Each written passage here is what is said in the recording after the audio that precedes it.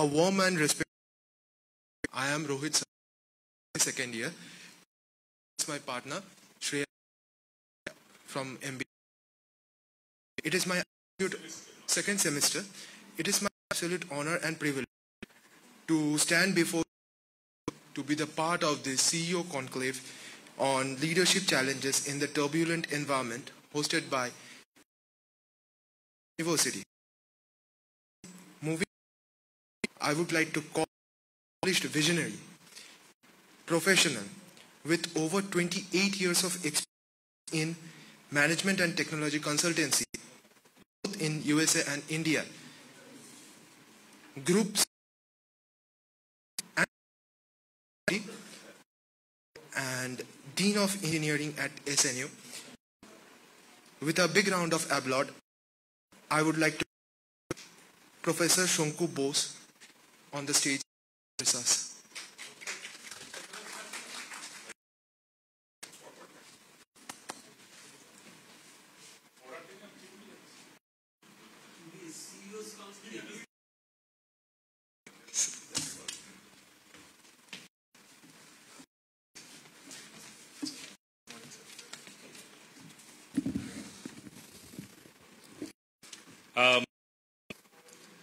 Good morning, friends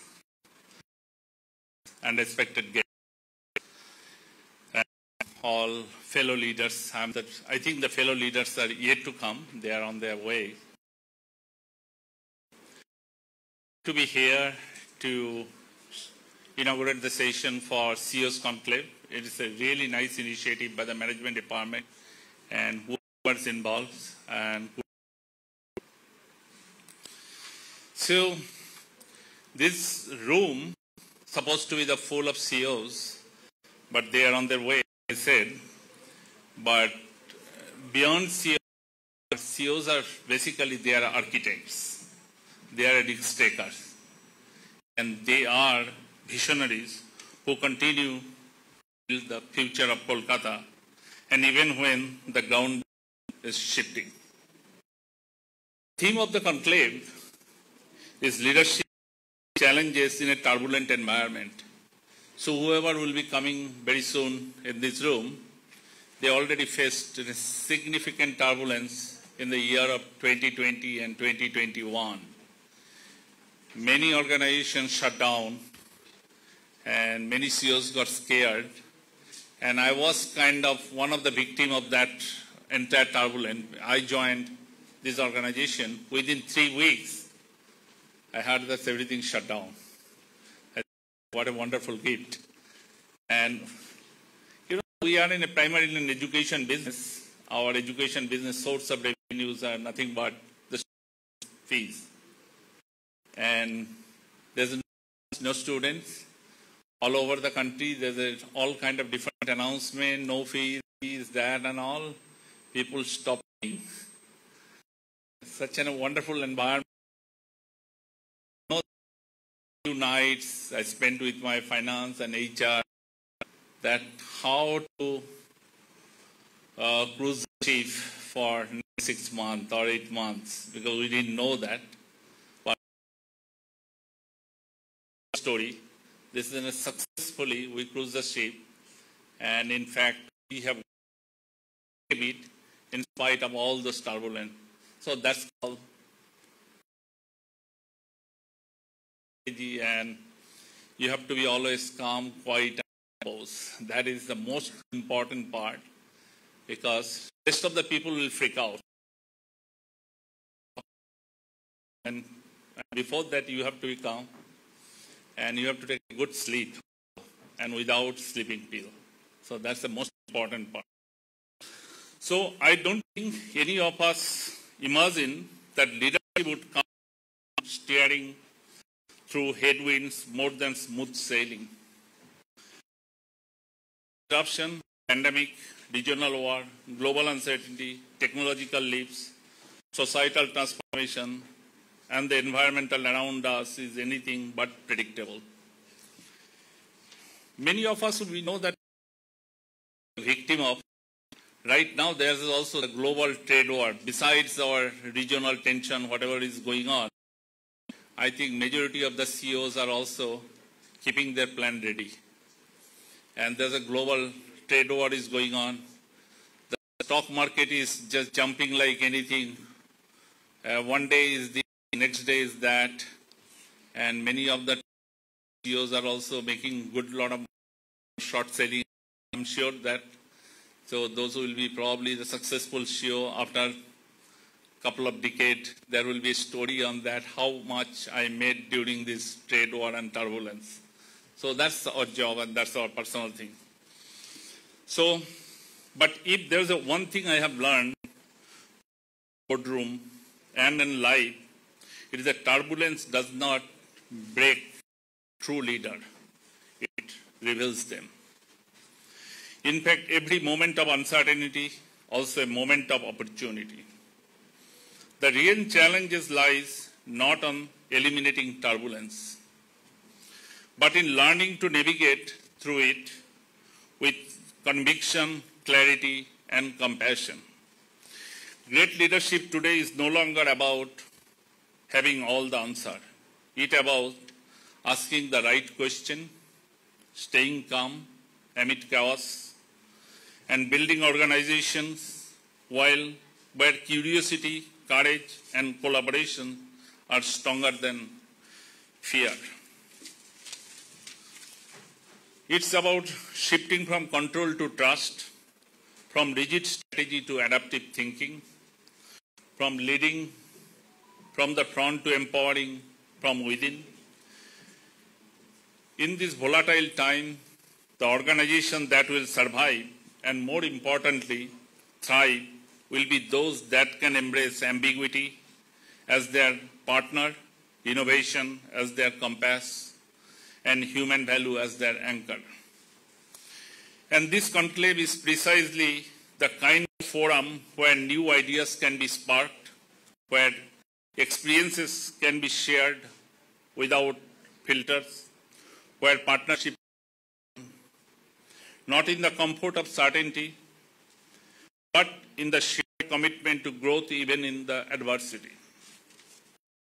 As we embark in today's discussion, each of us to think beyond our bottom lines, beyond the quarterly result, and instead reflect on the kind of legacy we are building.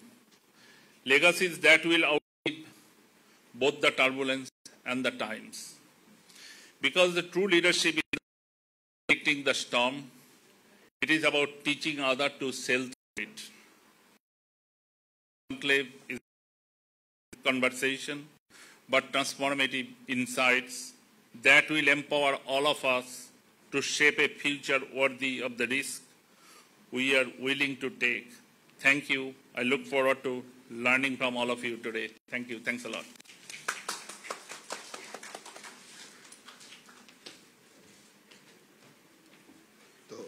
So now, elected into the fellowship in 2004 under General Biology section and the Vice Chancellor at SNU, and also a brilliant academic and scientist, I would like to call Dr. Dhrubajyoti Chattopadhyay with a big round of applause. Thank you.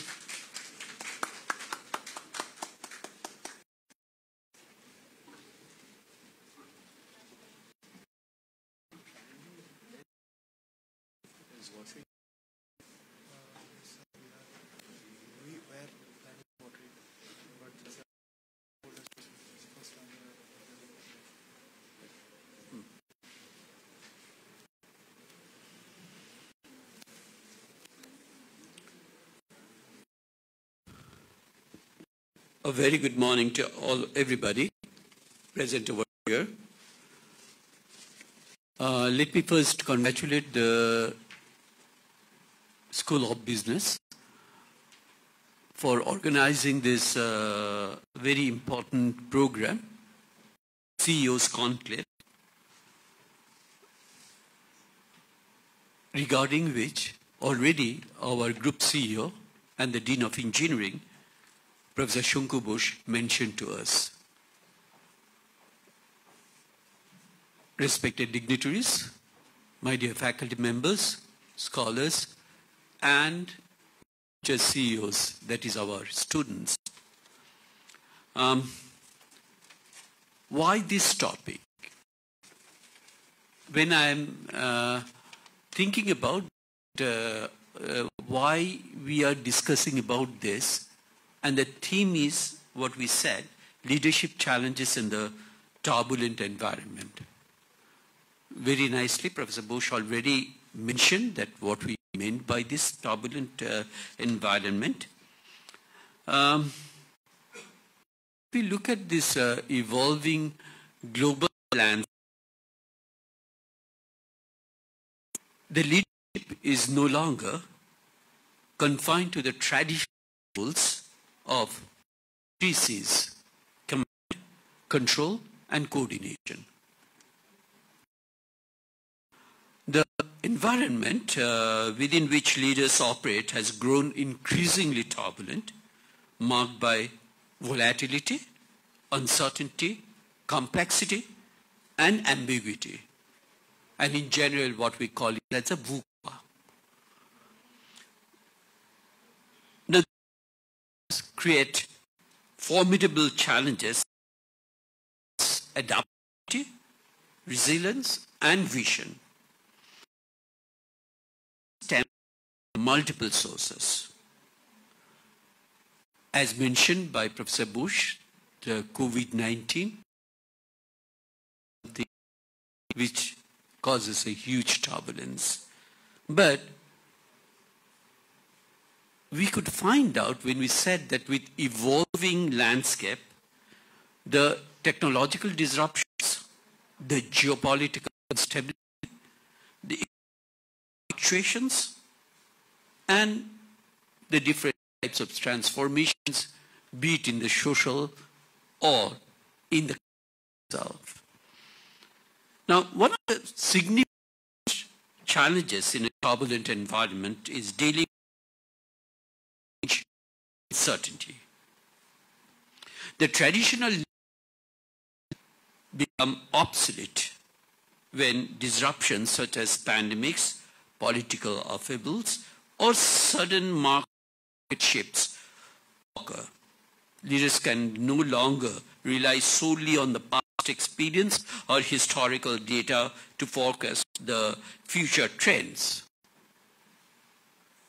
Now, as we find out, the turbulence also insecurity, increased workloads, and stress among the employees. If practicing empathy, as well as I find one terminology is very, very important in today's world, what we call it as a emotional intelligence. And they engaged in active listening, provide clear communication, and recognize employee contributions even in difficult times. And the challenge lies in balancing the adoption of the new technologies with the human side of change. And the turbulent environments, it also required the swift and high-stake decision-making. And leaders must be able to make the timely, ethical, and informed decisions while managing the risk. Now, resilient leadership requires a self-awareness and proactive self-care. Leaders must learn to manage their energy, seek feedback, and delegate responsibilities and create a support network. The mindfulness practices and work-life balance strategies can also enhance a leader's ability to remain calm, focused, and effective in this adverse situation. So, in a world that is constantly shifting, the most successful leaders are those who can maintain the clarity amid chaos, inspire trust amidst fear, and drive progress despite uncertainty. And the leaders do not merely survive the storm, they become the steady hands that steer their organizations through and into a future. I hope the outcome of the CEO's conclave, first Professor Shantanu Ray and also Debashish Chakraborty, Dean of School of Business, while they have discussed about this, the is going to be very important for every one of us, and especially for and to everybody. Thank you. Namaskar.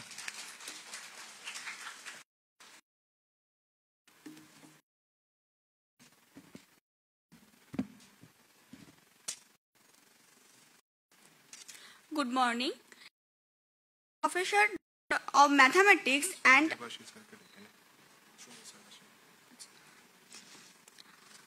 a distinguished academic international scholar, a restlessness advocate of our educational excellence and social change.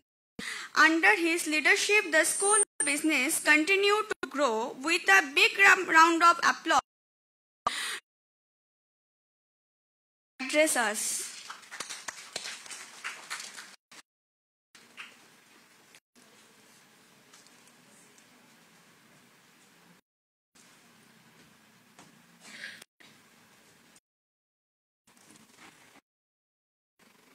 Mr. Vice Chancellor Dhruvajyoti Chattopadhyay, our CEO, Group CEO Shanku Boshu, esteemed guests, some of whom have arrived, some did not arrive yet, but I would like to welcome Mr. Shubhi Bose, Mr.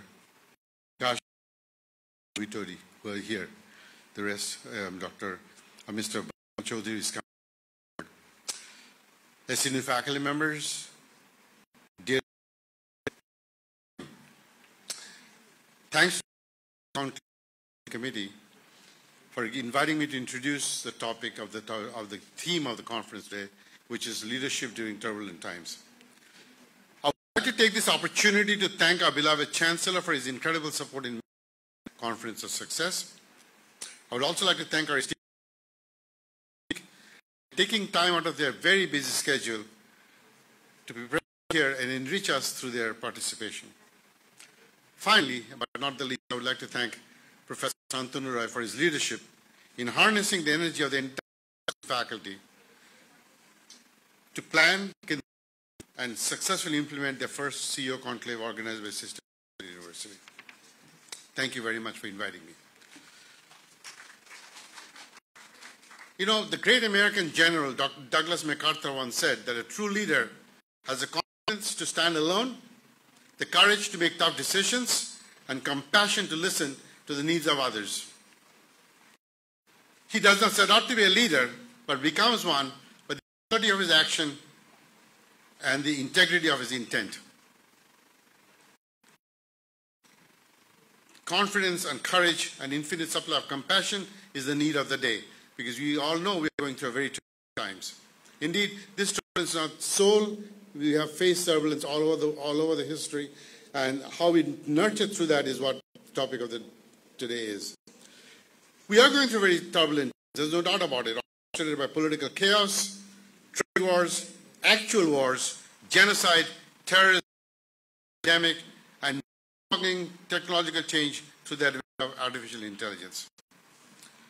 Businesses, organizations, and countries are and disorders from both exogenous sources, but also from internal sources.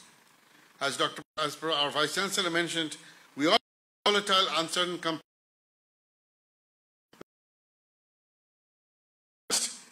with high velocity causing mayhem. Very few leaders, just to bring some point here, very few leaders session a few. Yet, the irrationally high tariff imposed from practically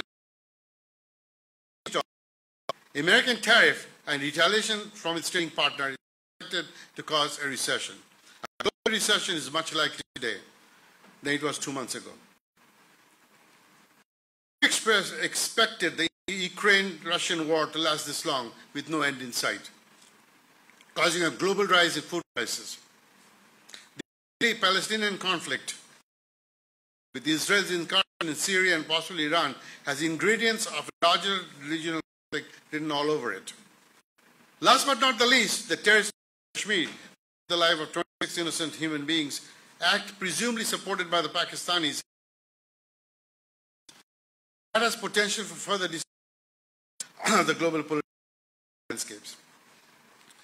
Geopolitical conflicts have potential of disrupting global supply chain. Technological advancements like AI present both opportunities and threats, and the business task of distinguishing between the two.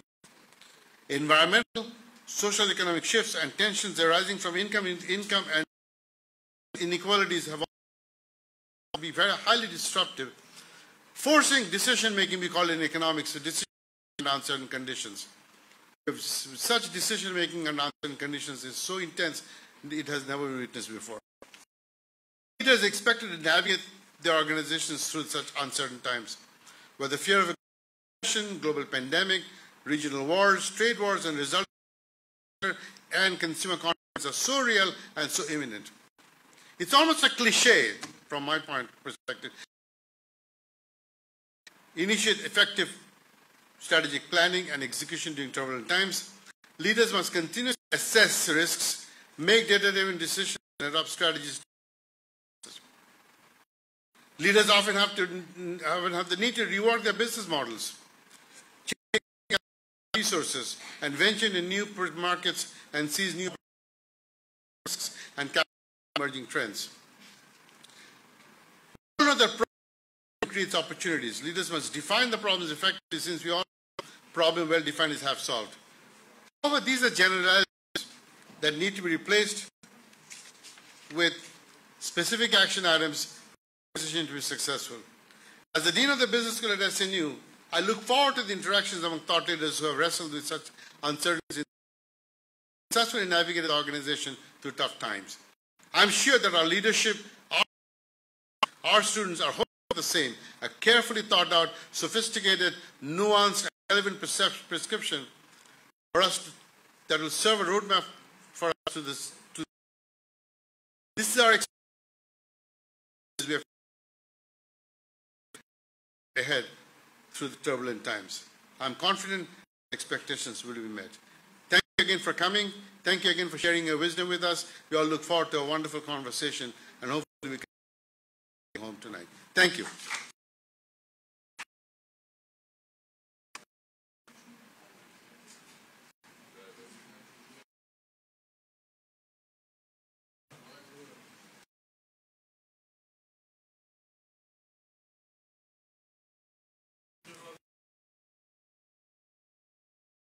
All.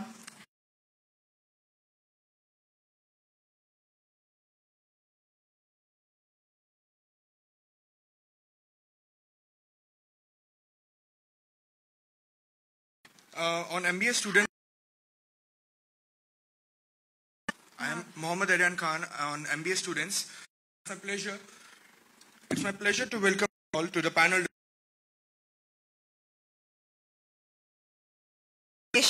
I invite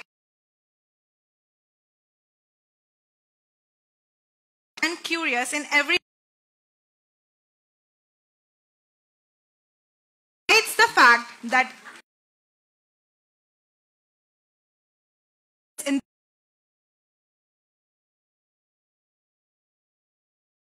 today's conclave. Please welcome him on stage.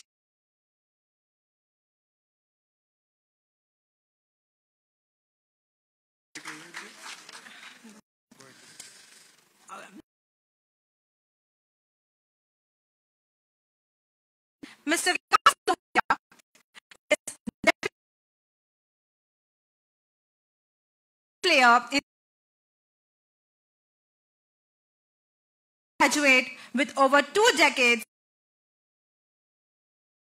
insights to local challenges. I request you all to Vikas Lohia to the stage. To the stage.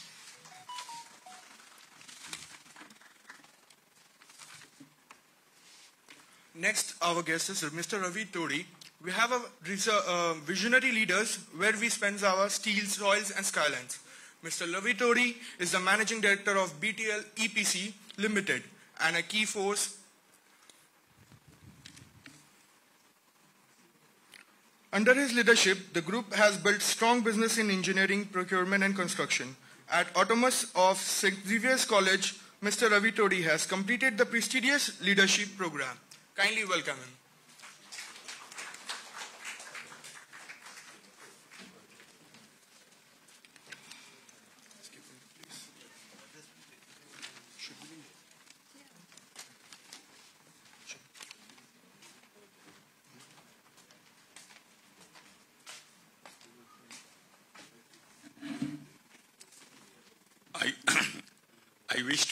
I wish to start by thanking someone who is not present here. In fact, he is not in the country at all. He is Mr. Donald Trump. The idea of turbulence struck me the day Donald Trump was elected.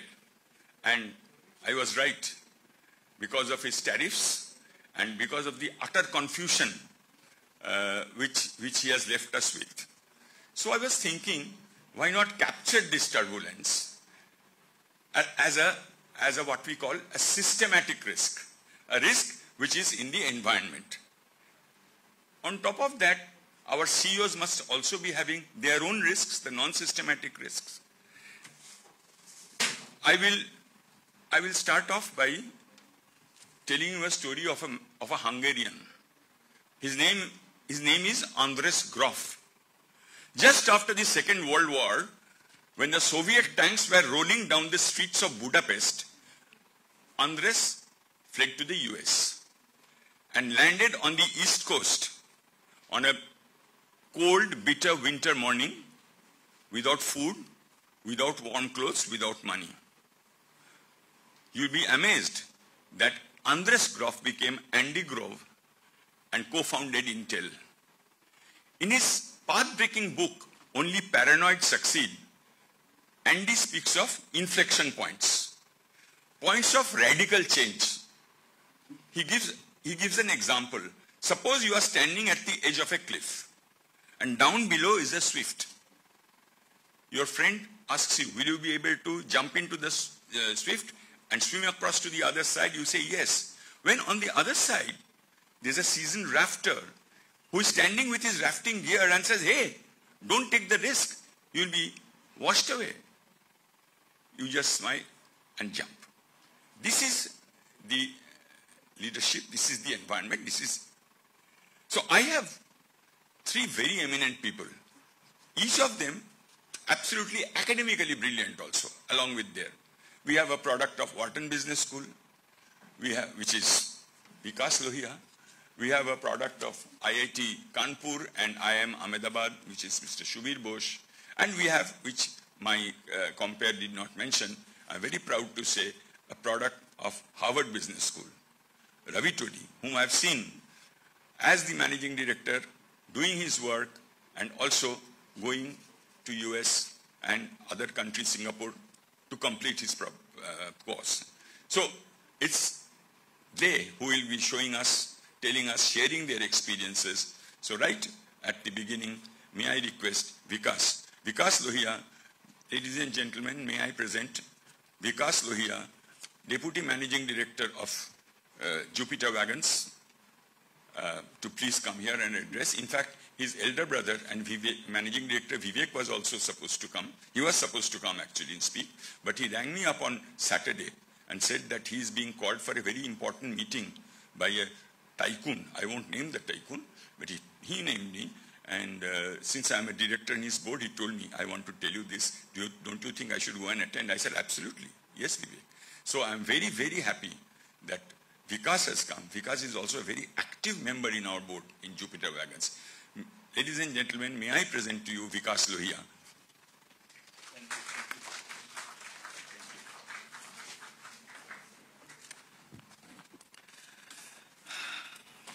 Good morning, everyone.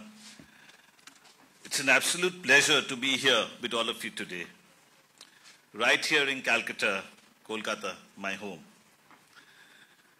The city has shaped me much of who I am today, not only personally but professionally as well.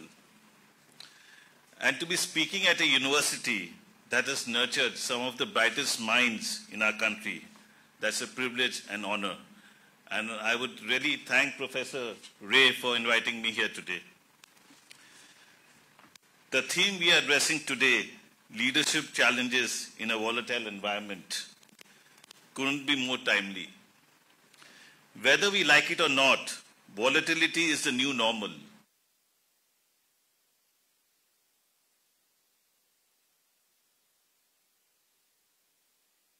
And technological disruptions. We are living in a world where change doesn't knock. It kicks the door open.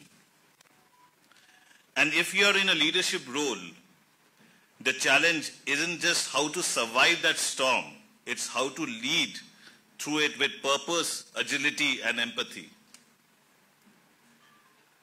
Friends, let me take through you a bit of the journey of Jupiter Wagons Limited, not in the format of a case study or a timeline of milestones, but more as a story of navigating uncertainty, making bold bets, and above all, staying true to our values.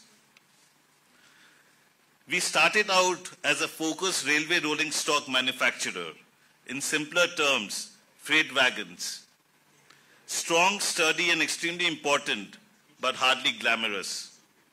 For years, our job was to build for the needs of Indian Railways, on time, with quality, and with dependability. But quietly, something was shifting.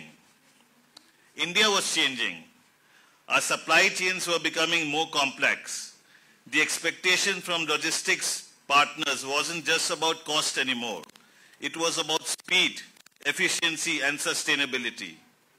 And while we could have stayed in our comfort zone, we knew that it wouldn't be leadership. That would be complacency. And so we evolved. We began building capabilities beyond wagons. Friends, in 2014, when the industry was content in making wagons as per standard norms, we went ahead. We partnered with one of the top European manufacturers, the company Tatra Vagonka. We got new technologies into India. We could see the future. We could see the aspirations of the people. We knew the vision of the Honorable Prime Minister of Make in India, of getting the best technology into India. Today, Jupiter has tied up with various partners in Europe, and we've, making not only for India, but for the world. So we could see the vision that, India was changing and Indian companies wanted better technologies to come into India. Then came the turning point, I believe. We moved into Jupiter Electric Mobility. For many, electric vehicles in the commercial segment felt like a pipe dream at that time. The ecosystem wasn't ready. The charging infrastructure was patchy. And the people questioned whether fleet operators would ever make the switch. But we believed in the vision. Not just because it was greener or trendier, but because it was inevitable. So we decided to go ahead of the curve. We launched Jupiter Electric Mobility Tej, an electric truck built for India's real roads and real needs. We inaugurated a new plant in Indore designed from the bottoms up. We didn't wait for the ecosystem to mature. We chose to be part of building it. Now let me tell you, none of this came easy. There were delays, setbacks, 100 unknowns. At times it felt like we were navigating with fog lights on and barely a map. But we kept moving forward. Why? Because leadership isn't about having all the answers. It's about having the resolve to keep asking the right questions. At Jupiter, we learned the key things that I believe every aspiring leader, especially in today's world, should hold on to. Purpose is your compass. Markets will fluctuate. Industries will evolve. AI might rewrite every job description you know. But purpose, that core belief, why you do what you do, will steady your course. For us, the purpose is movement, enabling India to move, grow and thrive, be it by rail or roadways. As a leader, you need to come back to that purpose when everything else seems uncertain. Because that's what keeps your team motivated. That's what earns trust. People are your greatest asset, not technology, not capital. Yes, we talk about automation, analytics, and they are all important. But it's your people who will decide whether a bold idea sees the light of the day. At Jupiter, some of our best ideas have not come from the boardrooms. They have come from the shop floor, from engineers, plant workers, even suppliers who dared to ask, what if we tried this instead? Leadership, especially in volatile times, means listening more than speaking. Creating a culture where people can fail fast, learn faster, and never fear raising their voice. Agility is the new stability. In a volatile environment, being rigid is a liability. We had to unlearn old ways of doing things. We had to shorten planning cycles, embrace prototyping, and be okay with scrapping a 6-month plan if no longer made sense. In our EV journey, we've changed suppliers midstream, retooled production lines, and even delayed launches because conditions weren't right. But we did it openly, with transparency and speed. That's what agility looks like. Not chaos, but adaptability with clarity. Now I want to speak directly to young students and graduates in this room, because this isn't just a talk about business, it's about your future. You're entering a workforce that will demand more from you than any generation before. More skills, more perspective, more resilience. But here's the good news. You're also more equipped than any other generation before you. You're digitally sound. You understand collaboration. You're wired to adapt. So my advice is simple. Don't chase perfection. Chase progress. Don't wait to be in a leadership role to lead. Lead from wherever you are. In your classroom, in your internship, in your first job. Raise your hand. Own your mistakes. Be kind and never stop learning. One of my mentors once told me, leadership isn't about being the loudest in the room. It's about being the calmest when the room goes quiet. And if there's one thing I've learned over the years, it's that leadership, it's not a sprint. It's a series of marathons. Some you'll run well, others will test you. But every step forward, especially in uncertain times, matters. Let me close with something personal. When we first started expanding into electric mobility, a lot of people asked, isn't this too much risk? And my answer was always the same. It's a bigger risk not to try. And that perhaps is the biggest lesson of leadership today. Not trying is biggest risk of all. You should always try, but you have to be pragmatic. You have to do your homework. You have to make your business plan. You have to think about the future, what can happen, and make plans accordingly. But you have to take the risk. You have to take the first plunge. Thank you so much for having me here. I'm proud to share this moment with you in the city that continues to teach me what it means to grow, to lead, and to give back. I wish you all the very best in your own journey ahead. And who knows, someday I might be sitting in an audience listening to one of you share your leadership story. Thank you.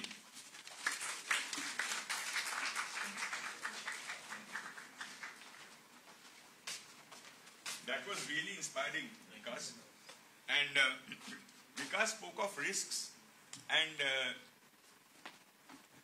I can also share that the board of Jupiter Wagons have made me the chairman of the risk management committee.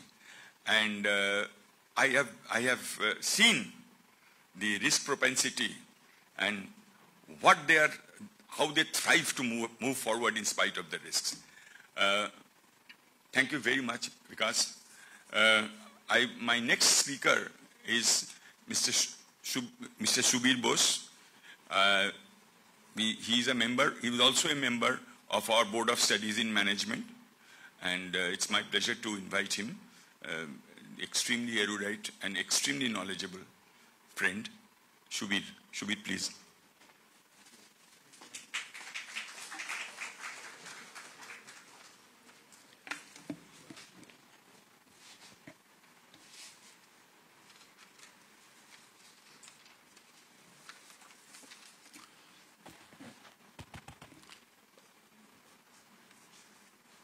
Vice Chancellor of SNU, CEO, distinguished business leaders on the panel, Professor Shantanu Ray, students of the business school, ladies and gentlemen. It's a real honor to come and make a presentation to the business school graduates of SNU. I am an old school man. I retired in the year 2012, so it's been a long time, but I'll share with you some of my experiences in the business. You know, at different points of time, we all say there is extreme turbulence. So we've gone through turbulences which are different at different points of time, and each requires its own fundamental solutions. Today, of course, leadership has become increasingly challenging in today's environment, which is very, very turbulent, given the fact that you have economic and technical disruptions, you have pandemics, you have global wars arising out of tariffs, which you notice now. So the business leaders of today have to really work in a very challenging environment and take decisions to take their company forward.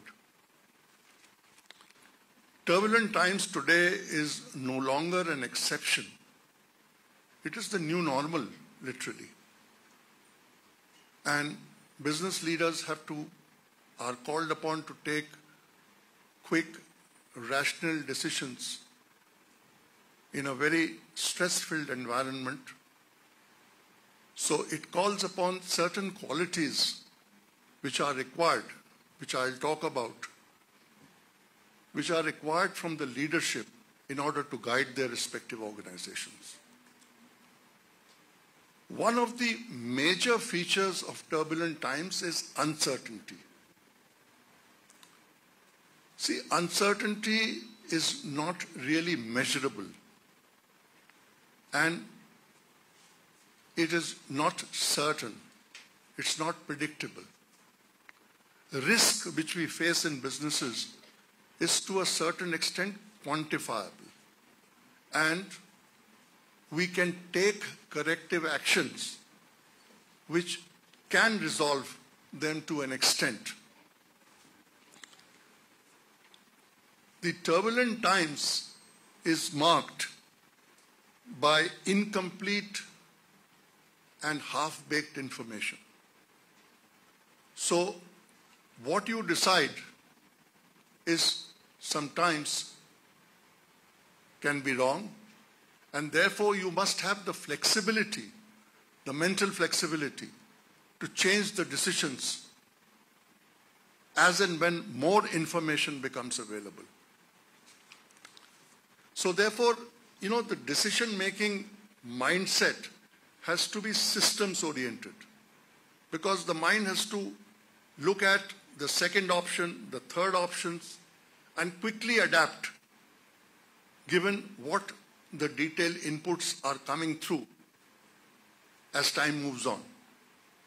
So therefore, a leadership has to have a very flexible mindset and should have the ability to adapt fast. Another major feature of turbulence which we all have felt and experienced is that during turbulent times, there is enormous pressure on the total system to take short-term risks or to take short-term measures, which in the long term may compromise your goals and objectives. Leadership has to play this balancing act of putting out the current fires, but at the same time not losing focus of the future. The future which takes into account things like new product development, different innovations, manpower development. All these things are important in the long run, and they should never be given up or forgotten, even when the pressures of today are enormous due to turbulence in the environment.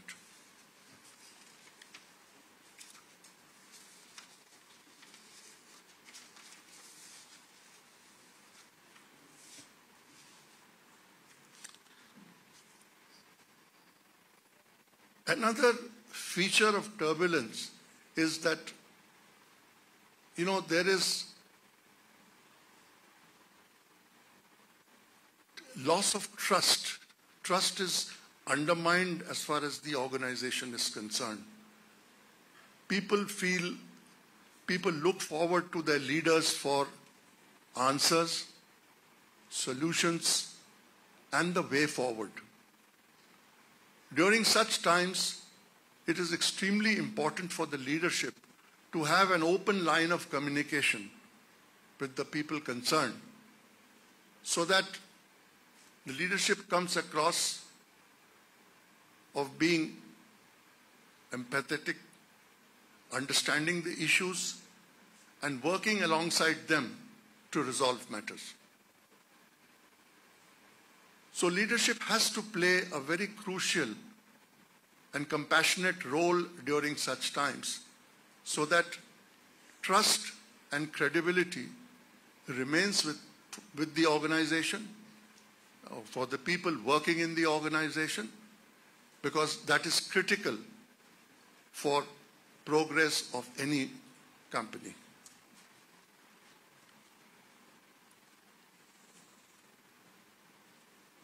Morale is another, factor which takes a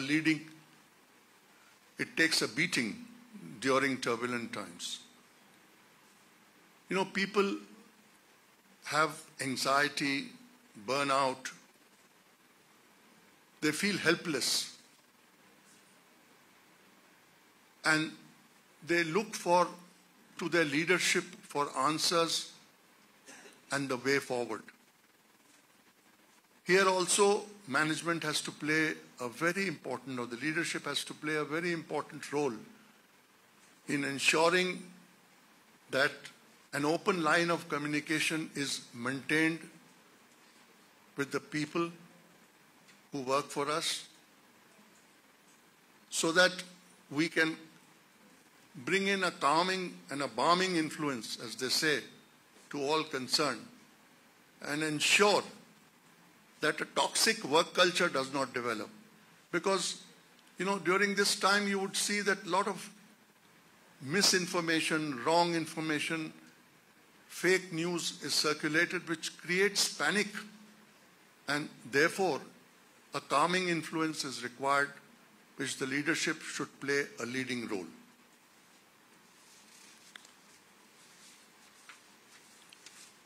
Some of the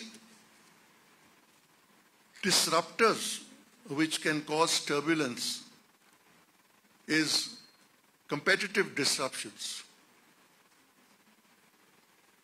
In turbulent times, one has noticed that competition, a disruption created by competition, can cause havoc.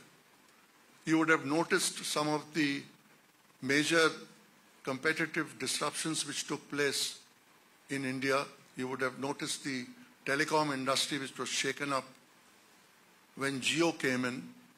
Overnight, from nothing, they developed a market share which was close to the leader, or today I don't know, but maybe ahead of Airtel also, with the result that many others fell by the wayside. Today, from my industry where I worked, today we have Birla Opus, which is part of the Aditya Birla Group, Ultratech, which has come into the paint industry in such a major fashion. Out of nothing, in the last 2 to 3 years, they have opened 5 new plants across the country. They have invested 15,000 crores. They have picked up people from competition. They have picked up people from R&D of respective companies and caused massive disruptions in the market. Now again, these are very, very challenging times as far as the leaders are concerned of respective industries. And each has to take their own respective way forward. It's not easy because the market is going through a turmoil and only time will tell how things shape up. I'm privy to some of the actions which may have been taken by my company, but I can't share them in the public domain. And each company for sure is taking such steps. Competitive disruptions can also be a major factor. And at this point of time, when this happens, leaders should remain calm and open to changing status quo. One of the problems people face is that leaders often feel that the strategic path which they have developed is the right way. Therefore, it's a very wrong way to look at things. Leadership must have the humility during turbulent times to question status quo, to encourage people to take decisions which are new, which are different, and ensure that these new methods are quickly put into place so that we can find a better course of action forward. So leadership has to really play a very important and key role during such disruptions. Another disruptor, which I would say will be a technical disruptors. You know, we have seen in many industries, we have seen AI, which has come in, automation, levels of automation. We have seen cyber security, which has become a major concern. Most of the large companies today are having all ERPs, which every data available on the computer. The whole ecosystem of working today has changed to digital. I mean, I know of companies where there is little or no paperwork today. Everything is online. Every facet, every function. Things like maintenance of machines, you name it. Everything, HR, all HR data, recruitments, everything is online. Every facet is online and all linked.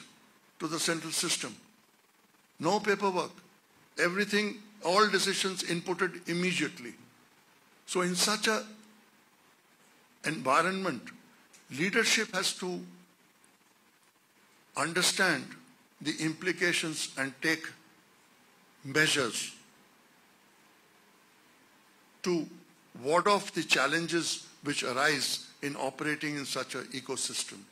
Therefore, leadership must have, in my view, today's leadership must have digital knowledge, because unless you have this, it will be very difficult to find the way forward, because you are surrounded by a digital ecosystem. And therefore, a digital learning, digital knowledge, digital ability will help an organization. Actually, leadership in turbulent times is, we may not have all the answers. It's difficult. But the solution lies in recognizing that there are options which are different, that there are new options which should be tried, new ways which should be charted, and we should create an atmosphere where all people contribute, innovate to take the organization forward.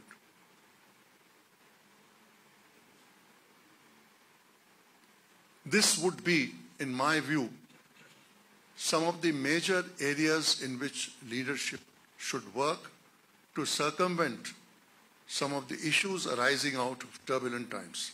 Thank you.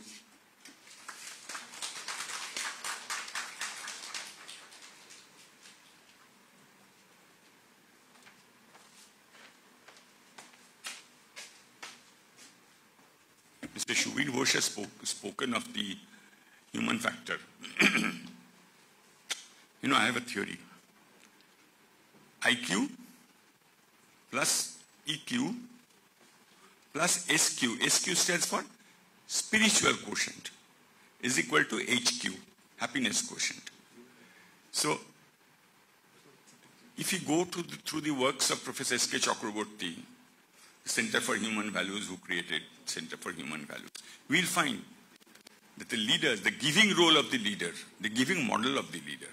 Anyway, I now have the great pleasure in introducing someone with whom I have worked, and that is Ravi Todi. Ravi I'm in the board of one of the companies which he has taken over.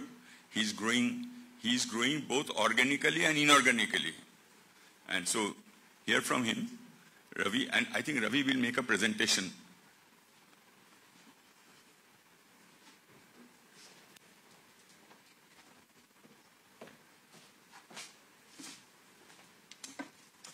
Thank you very much, Shantanu. Thank you so much for inviting me and giving this opportunity to address the young future business leaders from Calcutta,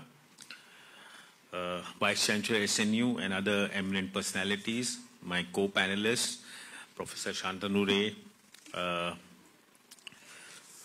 person who I've known for so many years, and whenever I meet him, there's always something new to learn from him, get motivated, and we discuss everything under the sun. And when I was doing my leadership program at Harvard Business School, he really motivated me that you should do it, and I used to share my experience there. So the first learning is there's no age to learning more, because that is the biggest challenge every one of us face. We spoke of AI, we spoke of digital disruption. So your constant learning is one reason that you should always be in touch with what is happening, and the learning is very, very critical. So I've made a few slides, and I thought I'll share with you. It's something which I thought from my experiences from my journey I wanted to share and talk of the topic today, leadership challenges, navigating complexity, changes and opportunities.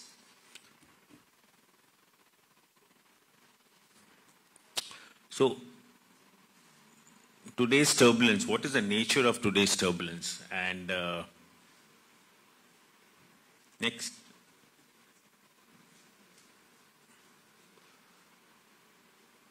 Ashina. So it's actually turbulence, and this is digital turbulence that's happening.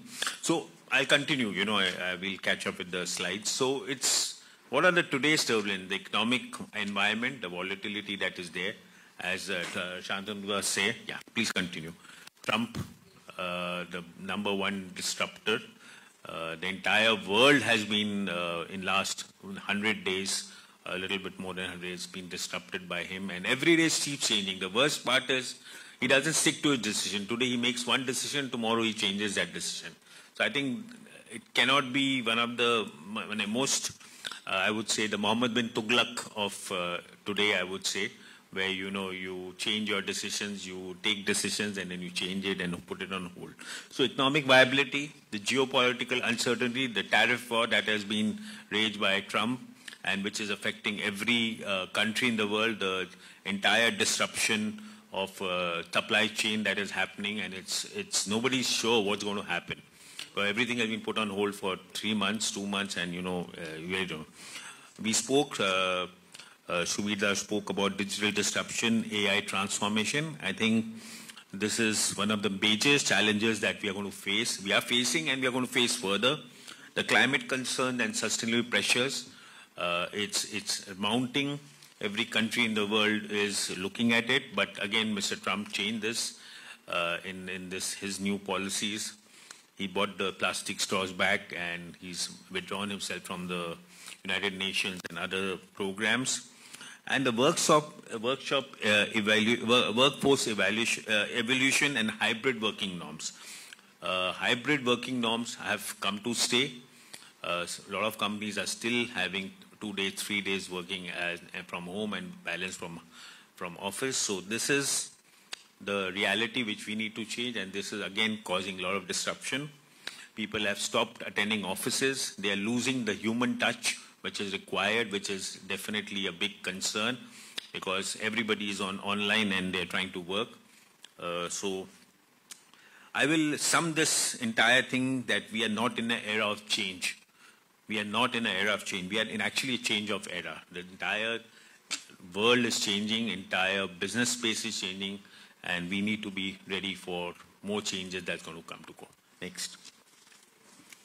So just what makes you a good leader, because whether it's disruption, whether it's the present situation, past, you have to create a vision, and this is very important for all of you young students, MBA students. You need to understand what will make you a good leader. You have to create a vision of the future.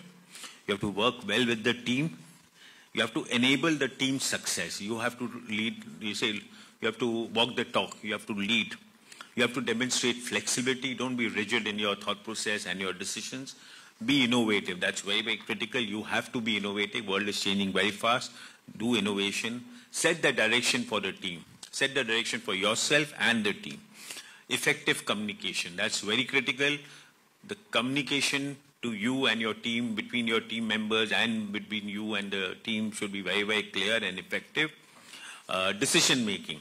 One of the reasons a lot of companies fail and a lot of teams are able to perform is decision making is slow or it's not there.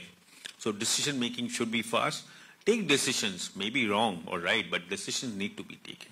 Next. What are the leadership challenges? And again, decision making amidst uncertainty. A lot of things are uncertain, so people are not able to take decisions. Balancing innovation with risk, maintaining agility and resilience, engaging multi-generation remote workforce, protecting culture while driving transformation. So, to sum up, culture is very important in your organization and you need to protect your culture. Transformations are happening in every way, as we said about other transformation, but you need to maintain your work culture, which is very important. multi-generation workforces are changing. I know Mr. Bose for donkey years, and I'm remembering the old days of his Berger Paints when we used to meet very often in a lot of organizations and a lot of platforms, and when you were leading Berger Paints. So, you see the changes that are happening, and a lot of young leaders are coming, a lot of old leaders are there. You have to ensure proper alignment of the entire generation, multi-generation workforce. You have to maintain your agility and your resilience. Balancing the innovation. Innovation have to take place in every organization, in every day's work, in every day's sphere, and you have to keep in mind the risk that is involved, because some innovation might fail, some might not be successful. So you have to be very, very agile on when you're doing the thing. So decision making has to next. So rethinking leadership for the new norm. As I said, things are changing. You have to navigate uncertainty and complexity. We saw the entire thing. Maintain employee engagement and well-being. Again, keep the communication on with your thing. See, when COVID hit, I think COVID was a game changer for so many organizations. I think it taught us a lot of things. A lot of industries benefited with COVID. I think quite a few industries benefited with COVID. They were able to rethink the entire way of working, and employee engagement during COVID was very critical. I still remember every day we used to have a call on Zoom or video call on Teams and try to get engaged with the team. The leaders, and then they in fact were engaging with their team to understand what is the issue, both personal, official, business. So it was very critical for you to keep engaging, and this is also today's world that we are in. This engagement is very, very, as I said, driving innovation while managing this. I've also leading diverse, inclusive teams, building a clear vision, and managing change and overcoming resistance. So these are some repetitive points. Next. So, learning from your journey and from my journey, define your goals, listen to your team. I think it's very, very important that we listen. The feedback culture is very important. I think we have to listen down the line, and as he said, as Mr. Lohia said, build your team.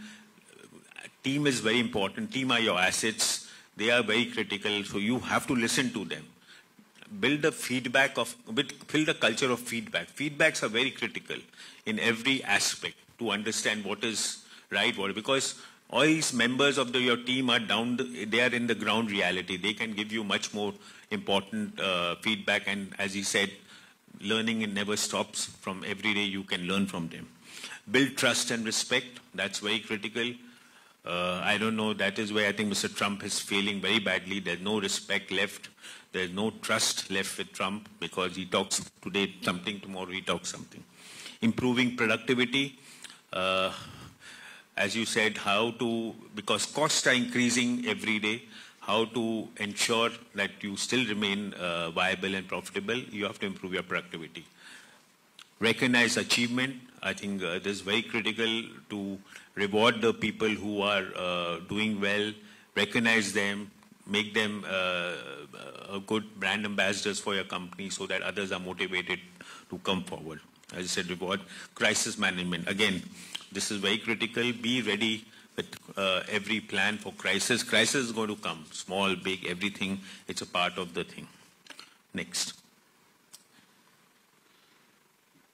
So, this was taught as Harvard as one of the final semesters that I did. And, they said, what are you going to, when you go back, what are you going to do? Just complete the whole thing. So there are 4 things. Start, stop, continue, do different. This is the way they told us, please work on this. When you go back, what are you going to do, which are different, which are going to be, you'll start a new thing, which you're going to stop doing, which is not workable, which you are going to continue, and which are something else. So this is something which I have done. This is not my organization thing, but I'm sharing what you should do also. So what should you start? You should do data-driven decisions, I think, with agility. It's very important. Data is the king today. Every decision that you take, data will tell you a lot. It will actually tell you stuff which will help you to improve your decisions. Leading with vulnerability and emotional intelligence. I think we spoke of empathy, we spoke of this very critical that you should bring emotions, bring the emotional intelligence when you are leading with vulnerability, show that you are also vulnerable as a leader. Build cross-functional inclusive teams. It's very critical the teams should be inclusive, they should be talking, they should not work in silos, they should work together to ensure, communication is there and there are cross-functional decisions are taken and solutions are formed. What you should stop? Traditional leader hierarchies. I think it's very, very important that leadership now should not be working in isolation. The hierarchy system should devolve and it should be more open communication during crisis and also and we should stop resisting digital innovation due to fear of legacy process. And I have faced this in my organization. We had people who were working with us for donkey. They were not ready to innovate. They were not ready to digitalize because they thought their control will go. The control going is a big mindset that we have with a lot of these old traditional leaders who don't want to let things off because they want control. So it's very important you should digitalize and you should work on data so that there's a transparency in the organization. What you should continue? Fostering a growth mindset within the teams that we have to grow as a team. Drive value-based ethical leadership. I think it's very, very critical. The leadership should be ethical, transparent, which is important for today's organizations. Encouraging collaboration across department and cultures. Do a cross-functional meeting on a weekly basis between the leaders and resolve issues, any communication gap they have. And do differently, shift from reactive to proactive change leadership. A lot of leaders, they react and then they take decision. No, it should be more proactive. You should have the vision and take decisions which are important before the situation happens. Align leadership development with emerging challenges. Communicate vision, not just top-down, but in dialogue with the team. I have started this thing every 45 days to 60 days. I do a town hall meeting with all my people. I address them. I make it a point to tell them the changes that I'm making, what we have reached, what figures we have achieved, what is the order book, what is our plan, so that people know what is in store for them. They should also be ready to take the challenges that is in them because the company is growing. It's very important that you communicate and tell them your vision, take feedback, and just not top down. It should be from the bottom also. They should be aligned with your thing. Next. So leading forward, again, times I have turned challenge, be visionary, yet grounded. Turn your challenges into opportunities. Look at how we can do. I think COVID taught a lot of things. A lot of the challenges were taken into opportunity. A lot of companies survived because of COVID. I know so many cases they survived because of COVID because they got that breather and that 6 months, 2 years, that's what they did. Invest in people. I think I agree 100%. Invest in people, not just tech. That's very critical. People are the thing. AI will enable you to work. We're talking about AI, but AI is very important, but it will enable you to work. But I think without human touch, without the team in place, you cannot survive. AI will only enable you. Cultivate resilience as a core muscle. Lead with empathy, clarity, and purpose. So, coming to my end of my presentation almost. Next. So, 6 ways to build unbreakable. I strongly advocate to make a note in your mind. Set a clear vision, purpose, align your goals with success, encourage collaboration, develop tenacity, prioritize your health. Health is very critical, and whatever we say, the vaccine has had its effect. I know so many business leaders in young age of 40, 50, just come out of nowhere. They are on a treadmill, they are in a gym, or they are around and they just succumb. So after COVID. So you need to exercise, you need to sleep well. 7 to 8 hours of sleep is very critical. I can tell you that you guys sleep more than 4 hours, 5 hours is not good at all. Please sleep 7 to 8 hours. It's very critical. And health is always keep it as a priority. Maintain composure, emotional intelligence, mindful, sharp reasoning, problem solving, resourceful to help you find such. I'll just add, you read. I hope you guys read newspapers and you are a business, so you should keep abreast with what is happening, which will help you to think with political and business environment. Read newspapers, guys. I can tell you whatever digital you say, but newspaper reading is critical. And don't go on fake news. Don't go on WhatsApp University. Read actual newspapers. It will help you to understand. So the last slide, I think, is what kind of leader will you be? How will you help? Will you adapt or resist change? Will you lead with empathy or with authority alone? You provide clarity and stability in uncertain times. Are you permanently, and will you embrace innovation or help backward? See, these are 6 questions, 7 actually. So you should actually answer them yourself, because that's very critical for you to decide your way forward. So with this, I'd like to thank Shantanu again with this, for this giving me this opportunity and interacting with you. And thank you very much.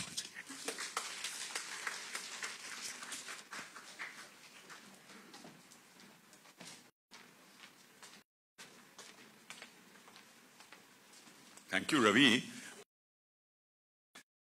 Someone in this room who is driving us crazy with AI and digitization. That is our CEO, Dr. Shankhu Bose. So even people on the wrong side of 70 like me, we are also part of it. And we have already opened our account in ERP, which is enabling us. It's wonderful. So our focus, Techno India Group, focus on AI and on digitization is very much. We still have a lot of paper.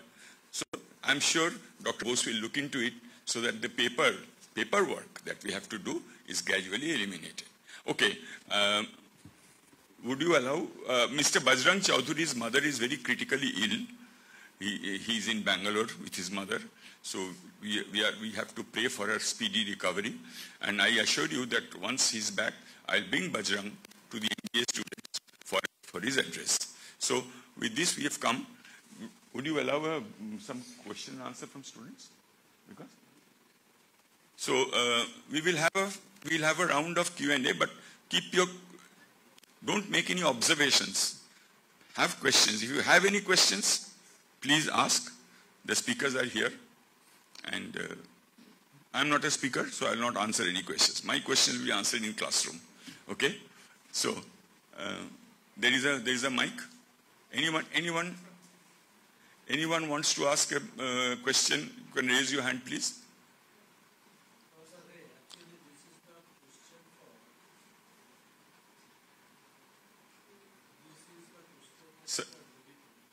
Sir, introduce yourself. This is our very respected advisor, Professor Dr. Ratan Khashnavich.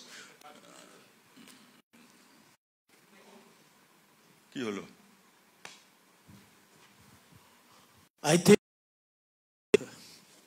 Mr. Todi, institutional knowledge is a great asset for any organization.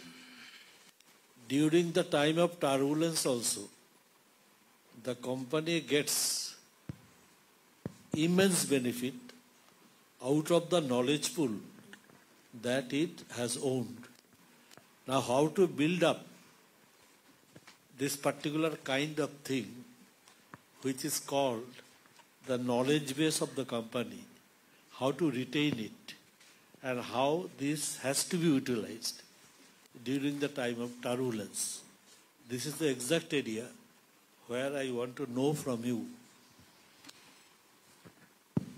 So, as I in my presentation, I was talking about data and how to maintain your information in your entire system, that becomes very critical. I think from the past decisions, past history, you learn a lot. It will help you to understand where we went wrong. Where was the areas that did not work? What were the areas that worked? Which team did well? Which team did not well?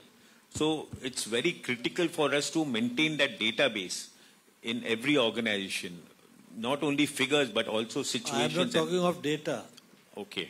I am talking of what we call institutional knowledge. This could be invisible. Tata Group has an invisible knowledge. And that invisible knowledge has to be retained, has to be developed over time. And during the time of turbulence, that actually works. Yes. Sir, may I answer this? As you mentioned, yes. Tata Group. I am very proud from my first job. For 20 years I was with them, and I worked with Rusi Modi. And Mr. Ray knows better. It's really something, nobody leaves the Tata Steel. I'm talking of Tata Steel only. Yes. No attrition. Zero attrition. People are so happy. As I said, happiness index, I told you, that happiness is very high. Very high. So, I really don't know what is the reason for it, but somehow everybody feels comfortable in Jamshedpur. Very comfortable. So it's a culture, I think. I think it's a culture that has been there for donkey years, right from Jamshedji, yes. Yeah, they have been able to inculcate a culture of trust between them, their employees and the customers. Today, working with Tatas is always an area of comfort. You know your payments will come in time. You know you will be given the right choice, understanding, the product quality will be good. That's why we try to work with Tatas. Now, that is the culture that every organization needs to build. Yes. We are trying to build up this culture where people trust us because of our name. Yes, today we are into EPC of power sector in coal handling, ash handling. We are doing a lot of work on defense. So we are working towards a culture that people believe that yes, if we can deliver, BTL can deliver the right product at the right time. That is what Tatas have made in their company today, working with them. Like today, Tatas never compromise on safety. I can tell you they are very, very particular about safety of their workforce, of the projects they work in their factory. That is something we learn. When we work with Tata, this is something we try to incorporate in our organization. We have said safety cannot be compromised at any moment. Whatever be the cost, we have to ensure it. So this is, with time, it cannot happen overnight. Tatas are a brand name for donkey years, more than 100 years. So every organization needs to build the culture, build the process, build the environment that is going to take the legacy forward. Going forward, that's what you are going to leave. Yeah, I wish to add the words of Mr. Rusi Modi. Every morning, he told us, every morning when you are going to work and you are facing the mirror and combing your hair, you should be able to tell yourself, I am going to the Tata Center because I want to, not because I have to. This is his statement. So I think that is it. Thank you, sir, for the question. Yes, any other questions, please? Yes, you have a question? Yes. Good afternoon, all. So, this is Pragati Pal, our second semester student of MBA. So, actually, question came to me right when I was given the role of emceeing this event. So, leadership, turbulent and leadership challenges. So, my question is, all the companies are like public and semi-private, etc. So, whenever you are in middle level management or even in the starting level management or even in the top level management, so every time there's a turbulent environment, there are multiple opinions and like directors from the government, and every stakeholders have their separate opinions. And then there's a CEO, managing director who has a separate opinion. So how do we handle or balance the different opinions of the government, for say, and everything? Like, how do we balance it? That's the question. Shubir, I think Mr. Shubir Bose is the fittest person. He has been the director for such a long time.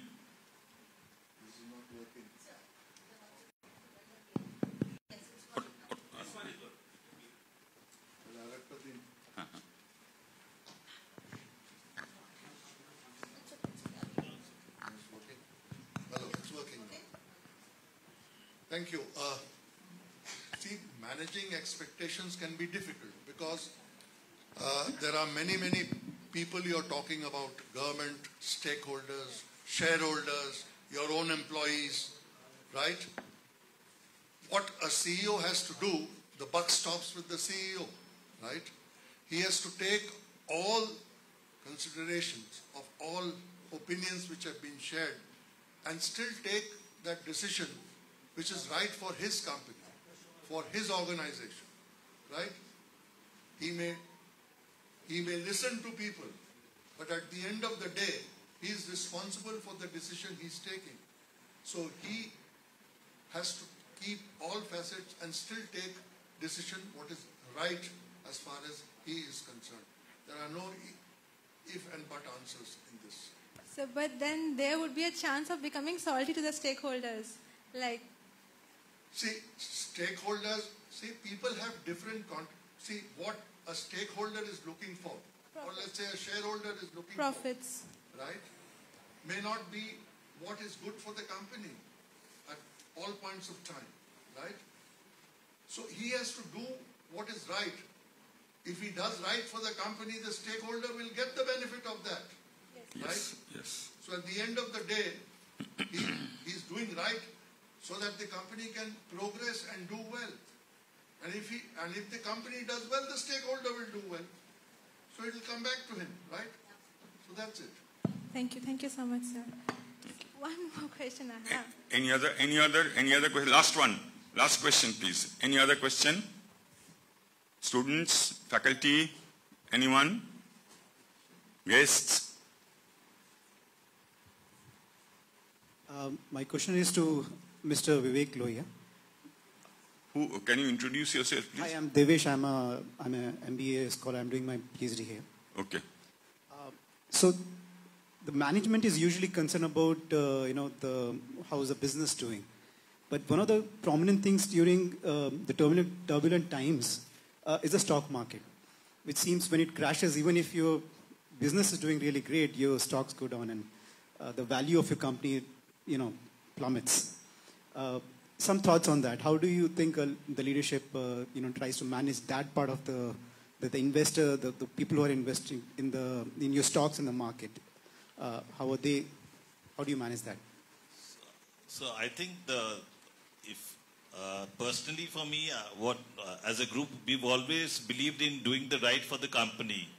We've not looked at the stock markets as to what the stocks are doing. As long as we are taking the right decisions, we are growing, we are on the right path, we are ethical.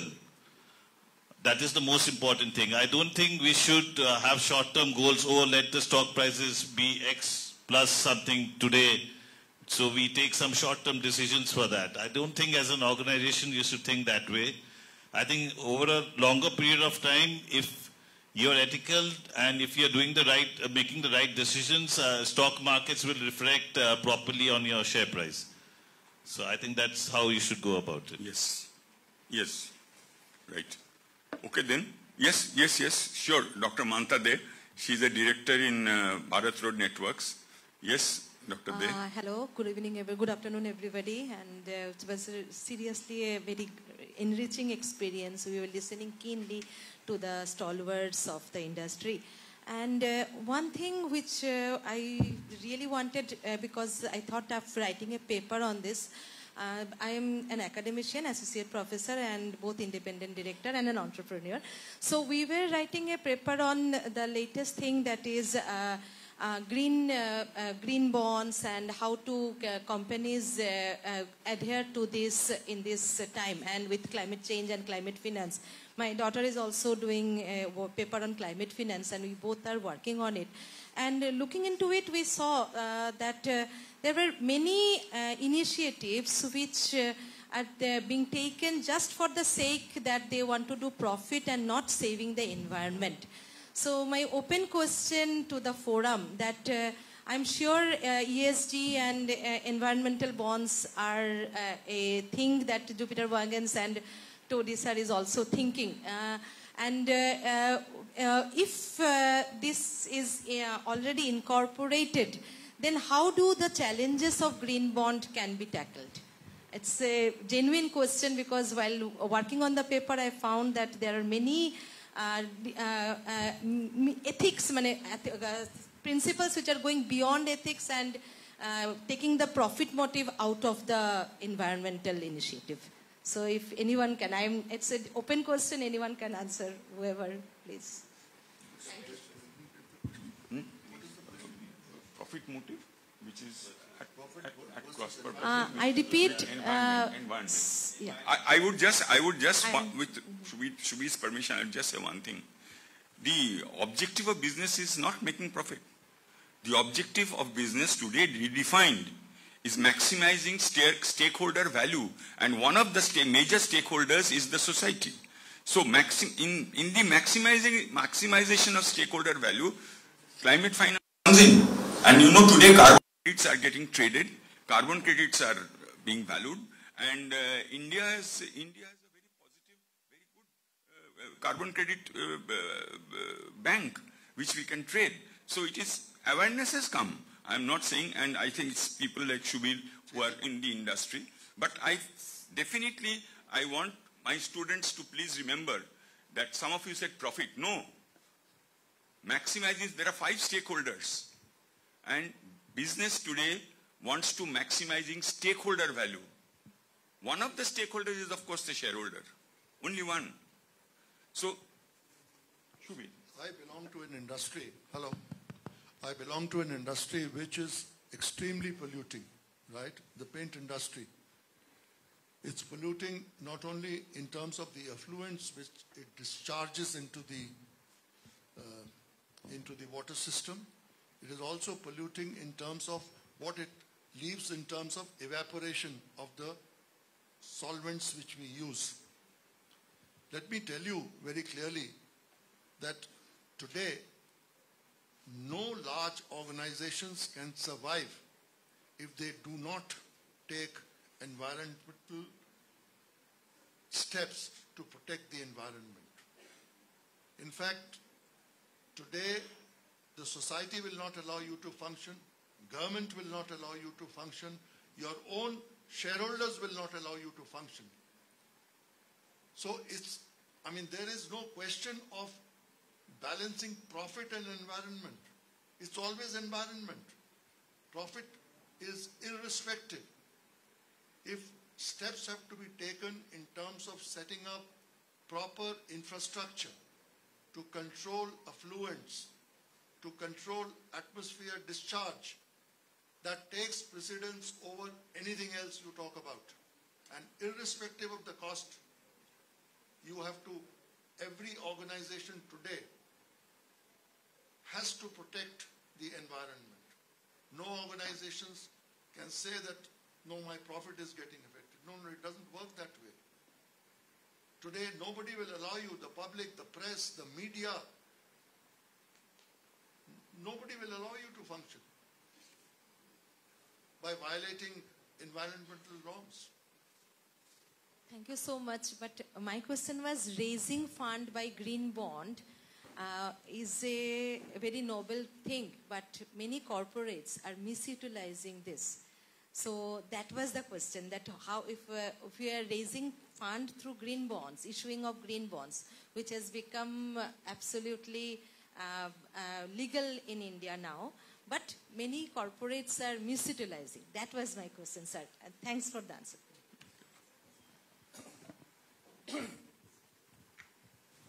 Good afternoon. My question to Mr. Lohia. Mr. Lohia, you are a Wharton graduate, and how Wharton's MBA study is helping in running a JWL, because you must have done during your management there are a lot of case studies. And while I was looking at your organization structure, you have an MD, you have a deputy MD, then you have a CEO. So sometimes I get confused because most of my time I spend in the Western world. If my stock gone down like your stock in almost half of the 52 weeks right now, and there's a CEO's first to be answered, and probably if it continues for 2 or 3 quarters, the CEO will be fired.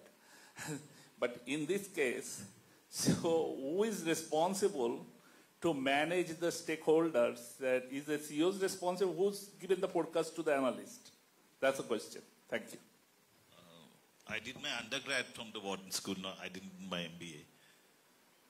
Well, I think as an organization, the top management is equally responsible. I mean, the MD or the deputy MD, whatever. But regarding your question, I didn't get it. Like, if the stock prices goes down, that it's not that. My question is, see, most of the Indian companies, when you do, particularly in the MBA or the undergrad, whatever, the business school, and that structure and the Indian organization structure, the Indians is how it is relevant. That's my question. How it is helping you personally, your Wharton's graduate degree in your personal business, since you are running a business. Yes. And then my next question is how it is relevant to the organization structure, because the 3 top executives, so who is responsible for what exactly, particularly when it's a publicly traded company, and publicly traded company is ultimate is a stock value. Mm-hmm. Yeah. So the first question, when I studied abroad, I mean, I went in, graduated in 1999. So at that time, not a lot of students from Calcutta were going to Wharton Business School. So it gave me a very, good international exposure. And I also worked there for a few years before coming back to India. So that, really helped me have a global vision rather than, just India-centric vision. So, and to the second question, I mean, in our organization, I mean, my elder brother is there, so he handles most of, the media and the marketing and all that. I look at more of the production side of the things. But I mean, you're right. Like in Western countries, if the stock prices goes down, somebody is responsible and all that. But in our organization, I think overall we are responsible together as an organization. And as I told you before, we don't think much about, stock prices going down or, going up, as long as we are on the right path and the right trajectory and we are ethical about, our business. So stock prices going up and down, it's just a, temporary phenomenon for us. Yeah, that's fine. That's fine. But then I was just trying to understand then what CEO does day to day. There's a designation. What is the CEO's role? Somebody is looking at the business, somebody is looking at the manufacturing. Mm-hmm. Then what is the CEO does? I mean, see, we have a lot of business verticals. I mean, it's just not wagons. So, and overall we are growing as a company. So CEO, I mean, I can't tell you the day-to-day activities of what the CEO does, but, a lot happens in our organization. And so we, as a family member, we are looking at, new business opportunities, what should be done and all that. And the CEO runs more of day-to-day activities. The CEO is involved in a lot of that day-to-day activities. So as we think about the future and, what we need to do as a company in the coming years. So, our goal right now is to think about, what next? Okay, we've achieved this. Now what next? So, that is what our role right now is. Thank you. Okay, yes. So I have one question. It's more of an observation and perhaps it can lead to a question. Keep it a question. Yeah, please. I'll keep it a question only. To start with, since we discussed about Tata and the culture, so during the turbulent environment that we are talking about, we've moved from VUCA to Vani.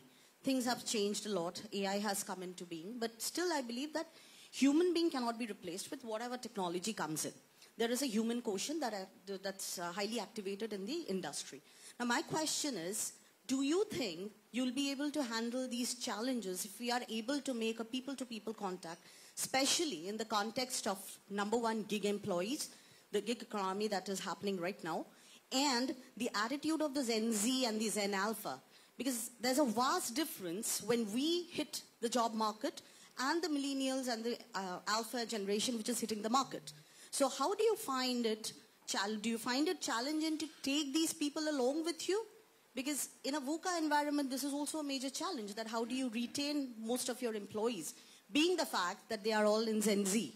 So that's my question. It's an open question. Ravi. Time changes, mindset changes, organization changes. All are important part of it, and you have to change with time. It's not going to be overnight. We have to understand the requirements. The Gen Z will come. And if you guys have seen the new Netflix series, Adolescence, it's a dangerous trend that we are going into. What we are talking about Gen Z, look at these teenagers, 12-year, 13-year-old.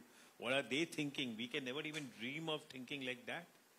So we are not, I don't know what's going to happen in the future. It's very difficult to even predict what's going to change, how much it's going to change, and how will it affect. As long as your goals are very clear, as long as you are ethical, you are transparent, and you have a clear-cut role in a clear-cut organization which shows the roadmap, people will have to work along with that. You cannot change for just Gen Z. Gen Z needs to change for the organization. That's what I feel, I'm very clear. Yeah, I'm ready to listen. Any changes that are suggested which are good for the organization, definitely. As I said, you have to have that feedback culture in the organization where you take feedbacks and then you implement the proper changes. So that is very clear. I just sharing a small example. I also run a school in Calcutta, South City International, and we have in device every 6 months now we send a feedback form, Google feedback detail for all the parents, and take their feedback on what they think is good, not good. A lot of suggestions come, but some are not practical, some are practical. We change it. We take the necessary steps. So this is what we need to do. Going forward, organizations are going to change. They're going to evolve. As Shantanu said, Tata culture, Tatas have not changed. You can see the organization, they have still survived. And they're doing much better than a lot of things. New areas they're getting into, new avenues they're getting into. So things will change as with time. We don't need to worry about it. They will understand and adapt accordingly. Thank you. That winds up our question and answer. Now the felicitations, please. Who is doing the count?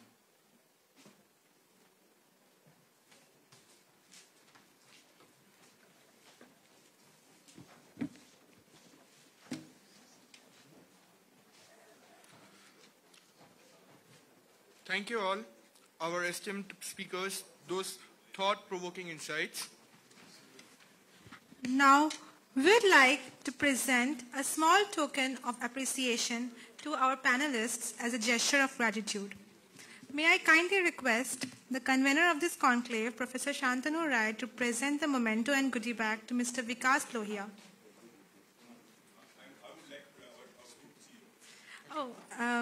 So I request our group CEO, Mr. Shanku Bose, to present the memento to Mr. Vikas Lohia.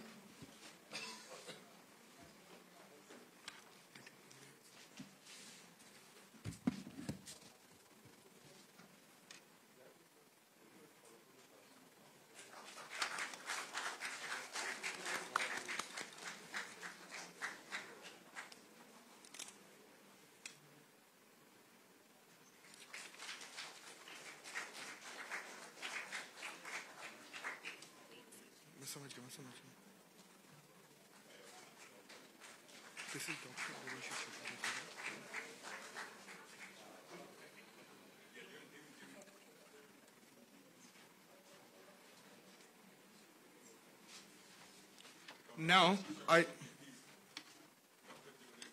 Now I request our Dean, Sir Dr. Debashish Chakrabarti, to present the token of appreciation to Mr. Ravi Todi.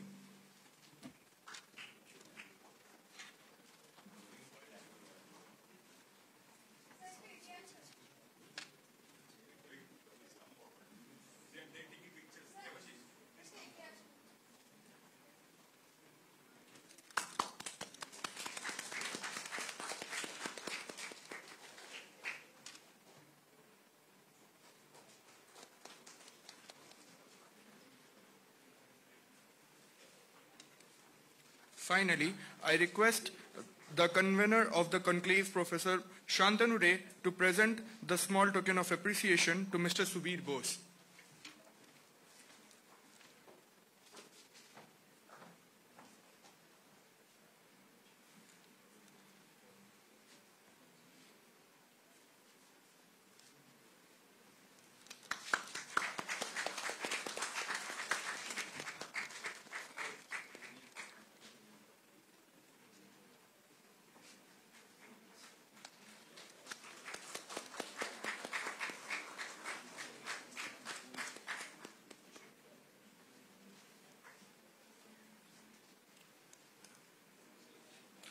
Thank you once again to all our dignitaries.